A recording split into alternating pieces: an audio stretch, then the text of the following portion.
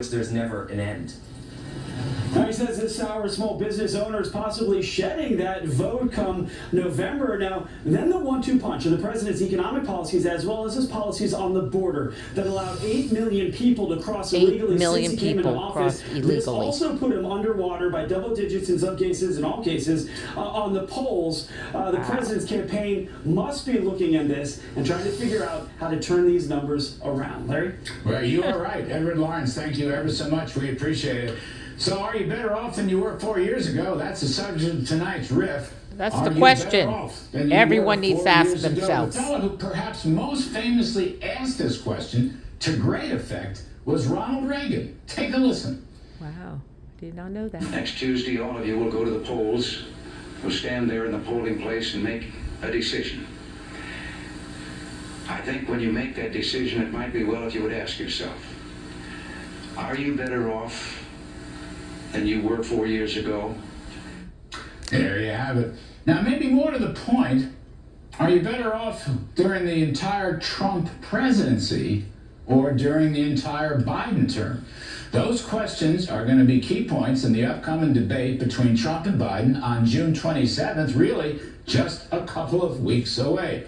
Virtually every poll shows that voters believe they were better off during Trump's term than Biden's. The former president runs about 20 percentage points ahead whenever this question is asked by virtually every poll. One of the most basic indicators for ordinary working folks is how much income they're making adjusted for taxes and inflation. Can they pay their bills, in other words? It's the ultimate kitchen table issue.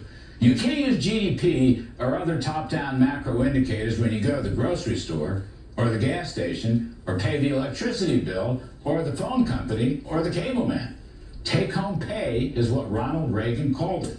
Here are some representative numbers. Real wages during the Trump years increased by nearly $6,000 for the average family. For the Biden years, that key number fell $2,000. Wow. That is nearly an $8,000 swing in Trump's favor.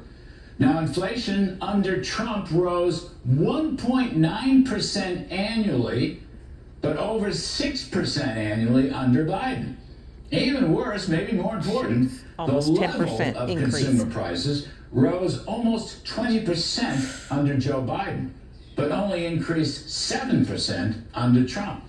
During the Biden years, groceries up 21%, gasoline 45%. Wow. Yeah, I electricity see it. up 27%. Bullshit. New and used cars up almost 20%. Shelter and rent up over 20%. These are all killers. And that's what people think about. Killing us all. And with Biden inflation, You better off 4 years interest ago or rates you have better off soared. now? Mortgage rates over 7%. That's the question you ask Car yourself when loans you go to running the around polls. 10. Credit cards 25 to 30%.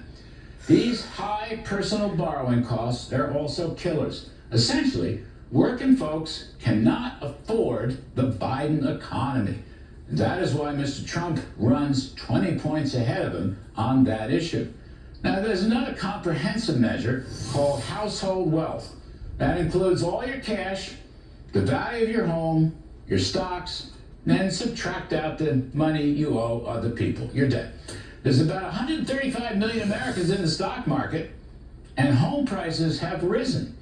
But it turns out household wealth rose 16% after inflation during the Trump term. 16%. Under Biden, household wealth rose less than 1%. That's another killer. We haven't exhausted everything on this subject or the debate, but Trump has a decided advantage. Folks did better while he was in the White House. And I'll tell you what, of all these indicators, real income is probably the most important one for predicting the presidential election race, according to leading political scientists down through the years. And you know what else? People tend to make up their mind and lock in their decision more or less right now between early summer and September, Labor Day. By September, their minds are completely made up, even though there's still a bunch of weeks before the election. I would say right now, advantage Mr. Trump by a sizable margin.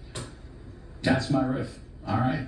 Now, we're going to talk some more about this whole subject. Joining me now, we have Steve Forbes, founder and editor-in-chief of Forbes Media, and we have Kellyanne Conway, former counselor to President Trump and Fox News contributor. Welcome to both of you. Kellyanne.